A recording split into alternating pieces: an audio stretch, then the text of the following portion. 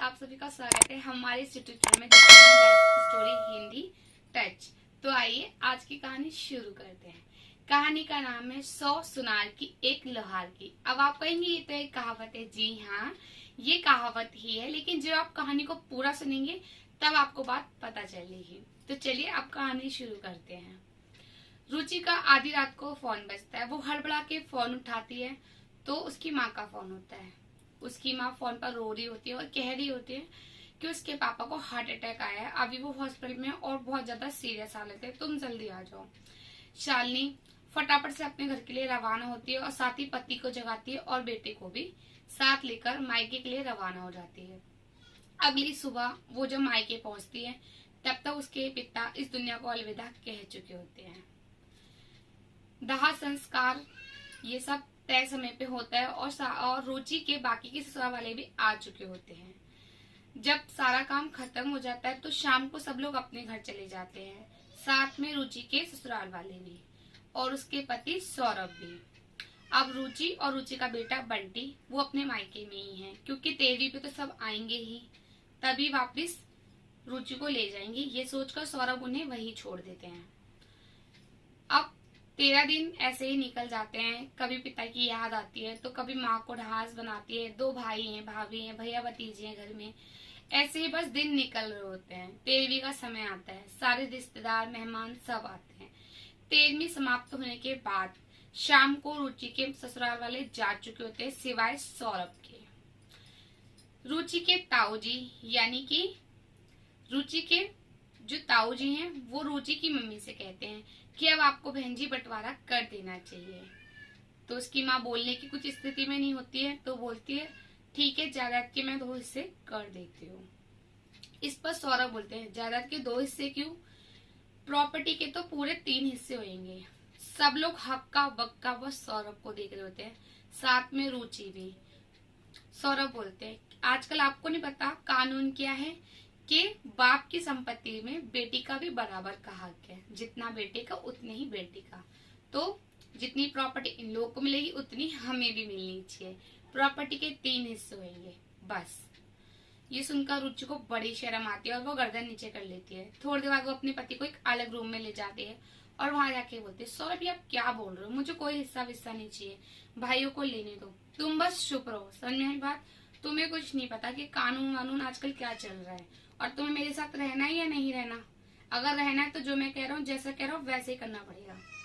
रुचि के ससुराल वाले ऐसे ही हैं। उसके घर में औरतों की नहीं आदमियों की चलती है। रुचि को क्या करती बेचारी, माननी पड़ी पति की बात। माँ ने 3 हिस्से कर दिए। अब भाई अजीब नजरों से देख रहे हैं, भाभी भी सीधे मुंह बात नहीं करती। रुचि ने अपना हिस्सा लिया और फिर अपने ससुराल आ गई। थोड़े दिन बाद रुचि का एक भाई अमेरिका में रहा करता था, तो उसने अपने हिस्से का एक मकान जो उसको मिला था वो उसने किराए पे चढ़ा दिया, और एक भाई जो वहां रहा करता था वो उसी मकान में रहने लग गया। और रुचि के पति ने भी उसके हिस्से के मकान को किराए पे चढ़ा दिया और सारा किराया अपनी माँ को देने लगा। रुचि के हाथ में तो कुछ आता ही नहीं था। जब रुचि कहती तो बस वही सारी बातें, तुम्हें सब चीज से मतलब नहीं होना चाहिए, अपने काम से काम रखो। दिन ऐसे ही निकल रहे थे।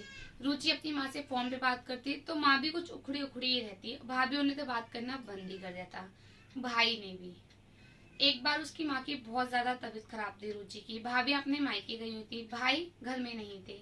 तो उसकी माँ ने रुचि को फोन करा कि रुचि मेरी तबीयत ठीक नहीं है, तुम आ जाओ एक दिन के लिए। रुचि ने अपने पति को तुरंत बोला तो उसके पति ने बोला कि नहीं, तुम घर नहीं जाओगी। तो रुचि ने कहा तो फिर माँ को आप यहाँ ले आओ। कि नहीं, वो यहाँ कैसे आ सकती हैं, आखिरकार ये उनकी बेटी का ससुराल है, अच्छा थोड़ी ना लगता है तुम्हारी माँ यहाँ आएंगी। तो कहने का मतलब रुचि के पति ने ना रुचि को भेजा और ना उसकी माँ को लेकर आया। उसकी माँ बीमारी की हालत में ही पूरा दिन बिस्तर पे पड़ी रही और शाम को उसके भाई ने ही आके उसकी माँ को देखा। रुचि को ये बात बहुत बुरी लगी, अंदर तक बुरी लगी। उसके दिल को ये बात बड़ी चुभी, लेकिन क्या कह सकती थी, उसके पति की आदत ही ऐसी थी। दिन साल ऐसे ही निकलते चले गए। रुचि प्रेग्नेंट हुई। इस बार उसने बेटी को जन्म दिया। जब पिछली बार उसका बेटा हुआ था तो वो पूरे टाइम अपने मायके में ही रही थी, और मायके वालों ने भी जब लौट कर आई थी तो बंटी के लिए काफी सारा सामान दिया था और रुचि की भी काफी अच्छी तरह से देखभाल की थी।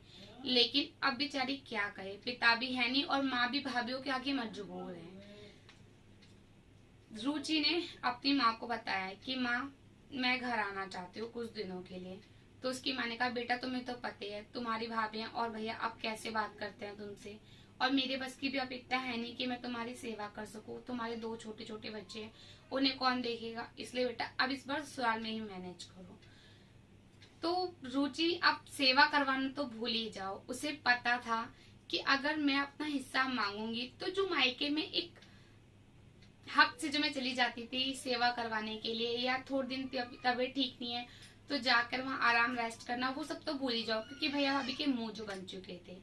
ऐसे ही दिन कट रहे थे। एक दिन रुचि के पति रुचि से कहते हैं कि रुचि कल तुम्हें कोर्ट में चलना है मेरे साथ, मैंने सारे कागज वागज बनवा दिए, जो तुम्हारे हिस्से का मकान है मैं उसे बेच रहा हूँ, उसकी जगह मैं अपने ही शहर में एक मकान ले रहा हूँ उसे बेचकर।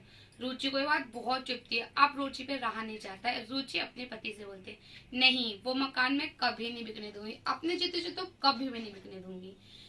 कल को अगर आप मुझे इस घर से निकाल दोगे तो मैं कहाँ जाऊंगी, मैं अपने बाप के ही घर में रहूंगी ना। और चलो ठीक है, अगर आपने भी मुझे नहीं निकाला तो कल को जब बंटी और हमारी बेटी जब बड़े हो जाएंगे और बड़े होकर ये दोनों भी हिस्सा मांगेंगे, हम अपनी प्रॉपर्टी के 2 हिस्से तो कर देंगे, लेकिन फिर बुढ़ापे में मैं और आप कहाँ रहेंगे, हम तो अपने वहीं रहेंगे ना जो मेरे पापा का घर है। आखिरकार जैसे आपने हिस्सा मांगा है, कल को हमारी बेटी का पति भी तो हिस्सा मांग सकता है ना, तो फिर हम क्या करेंगे। ये सुनकर रुचि के पति को अंदर तक ये बात चुभ जाती है और वो सोचने में मजबूर हो जाता है कि हाँ सही बात है, आज रुचि ने बहुत सालों बाद कुछ बोला है तो ऐसा बोला है जो उसके दिल तक चला गया है। और रुचि मन ही मन बहुत खुश हो रही है। आज उसे ये एहसास हो रहा है कि 100 सुनार की एक लोहार की। आखिरकार उसने अपने पति को एहसास दिला ही दिया कि उन्होंने जायदाद का हिस्सा लेकर गलत किया। फ्रेंड्स, ये कहानी यही एंड होती है। मैं इस कहानी के उद्देश्य से आप लोगों को यही समझाना चाहती हूँ कि दामाद बेटी अपना हिस्सा तो मांग लेते हैं। आजकल जैसे कानून बना हुआ है कि बाप की संपत्ति में बेटी का भी हक है, सही बात है, लेकिन बाप के कर्जे में, बाप की बीमारी में, माँ बाप की देखभाल करने में भी बेटी दामाद का बराबर का हिस्सा होना चाहिए। लेकिन ऐसा नहीं होता। दामाद या बेटी दोनों ही अपने कदम पीछे बढ़ा लेते हैं जब सेवा करने का मौका आता है, देखभाल करने का या उनके कर्जे देने का। तो वो बोलते हैं कि भाई आपके बेटे हैं, तेरे भाई हैं, वो करें। ऐसा नहीं होना चाहिए। अगर बेटा बेटी बराबर है, शिक्षा लेने में बराबर है, संपत्ति देने में बराबर है, तो कर्जा और उनकी देखभाल करने में भी बराबर होनी चाहिए। तो चलिए फ्रेंड्स, मैं अगली कहानी में आपसे दोबारा मिलती हूँ। मेरी कहानी को लाइक कीजिएगा, हमारे चैनल को सब्सक्राइब कीजिएगा और कमेंट्स करके जरूर बताइएगा कि आपको मेरी बात कितनी अच्छी लगी, आप इस बात से सहमत हैं या नहीं है।